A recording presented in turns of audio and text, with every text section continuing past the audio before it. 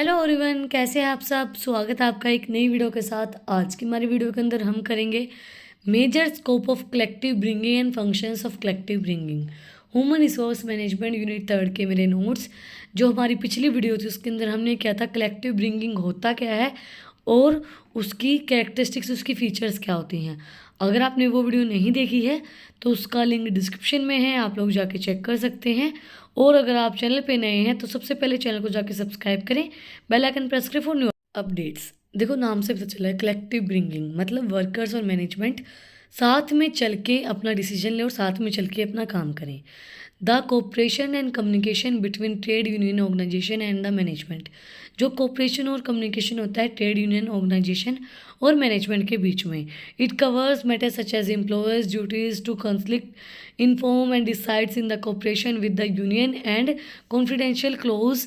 Also employers for trade union activities by providing them with the technical facilities etcetera. इसके अंदर क्या होता है, कोऑपरेशन के साथ काम किया जाता है, कम्युनिकेशन की जाती है ट्रेड यूनियन और ऑर्गेनाइजेशन और मैनेजमेंट के बीच में। मतलब एम्प्लॉयर्स और मैनेजमेंट कलेक्टिव वे में अपनी कम्युनिकेशन करते हैं। जो भी डिसीजन उन्हें लेना होता है, जो भी उन्हें सही लगता है वो लोग वो ले लेते हैं। नेगोशिएशन के साथ वो लोग काम करते हैं। जो भी मैटर एम्प्लॉय से रिलेटेड होता है, उनके ड्यूटी से रिलेटेड, कोई उनको चीज़ इन्फॉर्म करनी है, कोई भी कॉन्फिडेंशियल, कोई भी क्लोज है, वो सब वो डिस्कस किए जाते हैं। एम्प्लॉय भी सपोर्ट करते हैं ट्रेड यूनियन को। और जो भी टेक्निकल फैसिलिटीज़ होती हैं, जो कोई भी फैसिलिटीज़ एम्प्लॉयज़ को मिलनी चाहिए, वो सारी फैसिलिटीज़ उनको मिलती हैं। साथ में वो लोग काम करते हैं और कलेक्टिवली उनका डिसीजन लिया जाता है। नेक्स्ट है employment and working condition. It covers matters such as employment contract and termination of employment, principle of reductions policies, reduction policies, also working time and working time schedules, holiday and paid leaves it is include in it. इसके अंदर हर एक वो चीज़ include की जाती है जो employees और worker की कंडीशन से इन्वॉल्व होती है। जैसे कि भाई एम्प्लॉय को निकाल दिया गया, टर्मिनेट कर दिया गया, या फिर वर्किंग टाइम उनका ज़्यादा है कम है, वर्किंग टाइम शेड्यूल कैसा है उनका, उनको छुट्टियाँ मिल रही है नहीं मिल रही है टाइम पे, छुट्टियों की जो पे होती है वो उनकी कट रही है, ज़्यादा तो नहीं कट रही है, पेड जो लीव होती है, मतलब जो आपकी पेड लीव होती है, जिनके पैसे उनको देने होते हैं वो दे रहे हैं नहीं दे रहे हैं, हर एक जो चीज़ वो एम्प्लॉयज़ और वर्कर से रिलेट होती है वो सब इसके अंदर इन्वॉल्व की जाती है। वर्किंग कंडीशन हर एक चीज़ इसके अंदर इन्वॉल्व की जाती है। नेक्स्ट है wages and remuneration. It covers matters such as wages systems, minimum wages, traffics, payments of working overtime and working on holidays, however extra payment for default, risk working condition, night work, and severance payments in the event of collective recommendations in the area of scope of collective bringing is wide। क्या होता है, जो भी मतलब देखो, आप over time कर रहे हो उसकी पेमेंट, आपने नाइट में काम किया है भाई, पूरी रात जाग के आपने कोई काम किया है उसकी पेमेंट, आपके हॉलीडे हैं उसके अंदर भी आपसे काम करवाया जा रहा है उसकी पेमेंट, जो भी मतलब आप कई जगह ऐसी होती हैं जो रिस्क की जगह होती हैं और वहाँ जाके आप कोई काम कर रहे हो। जैसे जो रिपोर्टर्स होते हैं उनको कई बार ऐसी जगह पे जाना पड़ता है जो बहुत ज़्यादा रिस्क की होती हैं, वहाँ जाके आप काम कर रहे हो तो उस चीज़ की भी पेमेंट, अपनी जान को रिस्क में डालें तो उस चीज़ की भी पेमेंट उनको मिलनी चाहिए। ये सब चीज़ों की जो मतलब उनको जो सेफ्टी प्रोवाइड करवाती है ना, वो ट्रेड यूनियन होती है, वो कलेक्टिव वे में सारी चीज़ों को करती है। नेक्स्ट है occupational safety and health. This matters such as employers duty and cooperations with trade union on safety and health issues, preventive and cooperative measures to improve working condition and to reduce risk at a work. Also, the establishment of trade union safety and health relate in the companies। Occupational and health safety भी मिलनी चाहिए। देखो, workers को अगर वो काम कर रहे हैं, कोई रिस्क की जगह में काम कर रहे हैं, तो उनको पूरी सेफ्टी मिलनी चाहिए। अगर उनको कोई हेल्थ इशू है तो आप लोग जितना उनसे कोऑपरेट कर सकें भाई, जितना उनको पैसा दे सकें उनको प्रोवाइड करवाएं और उनकी सेफ्टी का पूरा पूरा ध्यान रखें कि भाई कोई भी इनको हार्म ना हो जाए, कोई इशू ना हो जाए। उनकी जो वर्किंग कंडीशंस होती हैं उनको इम्प्रूव करें। वो जो उनका रिस्क होता है कई बार काम के अंदर, उस रिस्क को रिड्यूस करने में हेल्प करें। तो वो सब चीज़ें ट्रेड यूनियन काम करती है उस चीज़ के ऊपर और एम्प्लॉयर्स को प्रोवाइड करवाने में हेल्प करती है। नेक्स्ट है human resource development and other social issues. It covers matters such as training and human resource development activity, moreover the certain and utilisation of social funds in the enterprises. ये सारी वो चीज़ें cover करती जो human resource development के अंदर हमारी use होती हैं। ट्रेनिंग प्रोवाइड करवाना, जैसे मतलब जिससे वर्कर्स इम्प्रूव कर पाए अपने आप को, और जो भी इश्यूज आते हैं सोशल इश्यूज फंड के रिलेटेड, वो सब चीज़ें ट्रेड यूनियन कवर करती है, वो सब चीज़ें वो प्रोवाइड करवाने में हेल्प करती है। नेक्स्ट है reduction of conflicts between management and trade union. देखो, जब आप कलेक्टिव ब्रिंगिंग के साथ काम करेंगे, कलेक्टिव वे में काम करेंगे, तो नेगोशिएशन होगा। नेगोशिएशन का मतलब क्या होता है? वो प्रोसेस जिसके अंदर सारी बातें डिस्कस करके फिर उस एक नतीजे पे पहुंचा जाए। तो जब नेगोशिएशन के साथ काम किया जाएगा कलेक्टिव ब्रिंगिंग के अंदर, तो कोई भी झगड़ा होगा ही नहीं ट्रेड यूनियन और मैनेजमेंट के बीच में, क्योंकि सबकी सहमति से वो काम होगा। तो कलेक्टिव ब्रिंगिंग रिड्यूस करती है कॉन्फ्लिक्ट्स को मैनेजमेंट और ट्रेड यूनियन के बीच में जो भी होते हैं। It covers the process applied in the services disagreement between social partners. जो भी सोशल पार्टनर्स होते हैं, जो भी उनके बीच में डिसएग्रीमेंट होता है, उनको पूरा सही करती है कलेक्टिव ब्रिंगिंग, क्योंकि वो कलेक्टिव वे में काम करती है हर एक चीज़ का। नेक्स्ट टॉपिक है हमारा की functions of collective bargaining. Collective bargaining plays an essential role in the preventing and settling industrial disputes by performing the following function. Collective bargaining जो होती है वो एक इम्पोर्टेंट रोल प्ले करती है इंडस्ट्रियल के जो भी डिस्ट्रीब्यूट होते हैं एम्प्लॉयज़ और मैनेजमेंट के बीच में, जो भी डिस्ट्रीब्यूट होते हैं, जो भी झगड़े होते हैं, उन सब को सोल्व करने के लिए कलेक्टिव ब्रिंगिंग काम करती है, क्योंकि वो एक साथ मिल के सारी चीज़ों को डिस्कस करके कम्युनिकेशन करके ही वो लोग काम करते हैं। फर्स्ट है हमारा economic strength. Increase the economic strength of employees and management.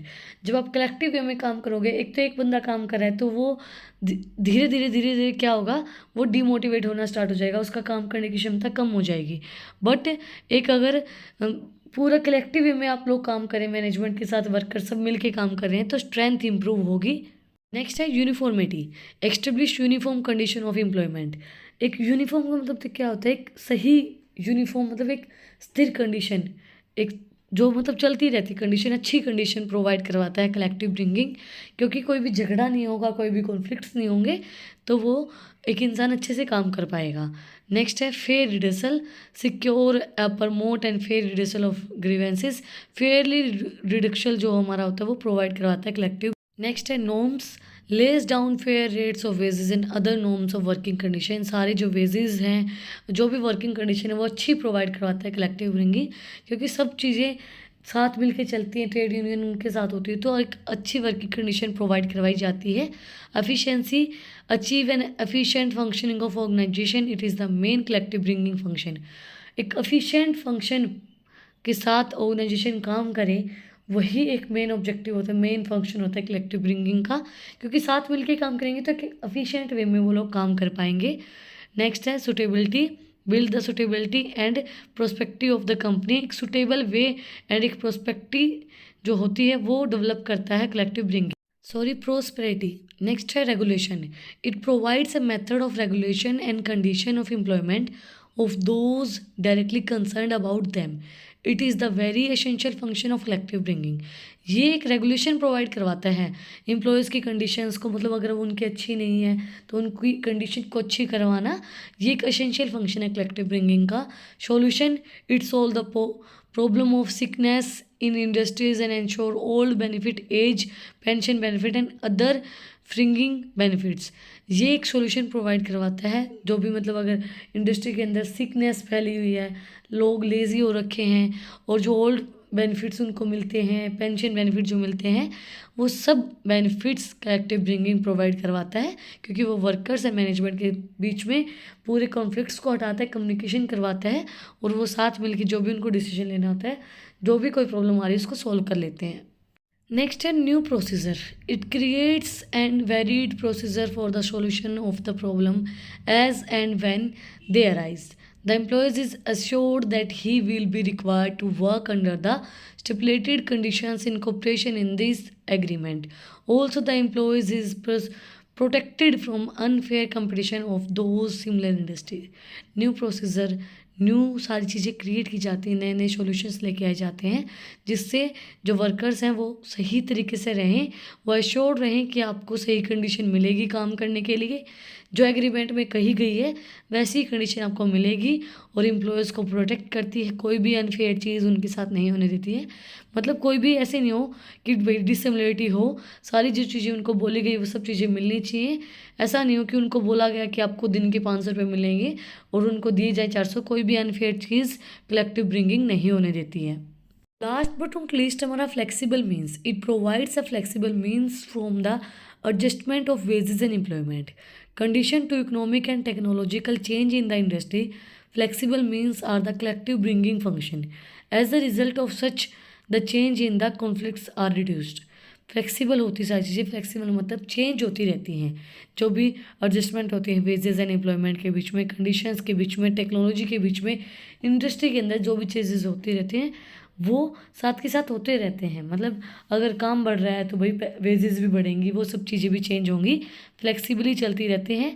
ये मेन फंक्शन है कलेक्टिव ब्रिंकिंग का। इसके साथ क्या होता है, चेंज होती है सारी चीज़ें और कॉन्फ्लिक्ट्स भी रिड्यूस हो जाते हैं, झगड़े भी कम होते हैं। देखो आपको एक चीज़ ये हमें देखनी चाहिए, अगर कोई चीज़ टाइम के साथ चेंज हो रही है ना तो वो अच्छी है।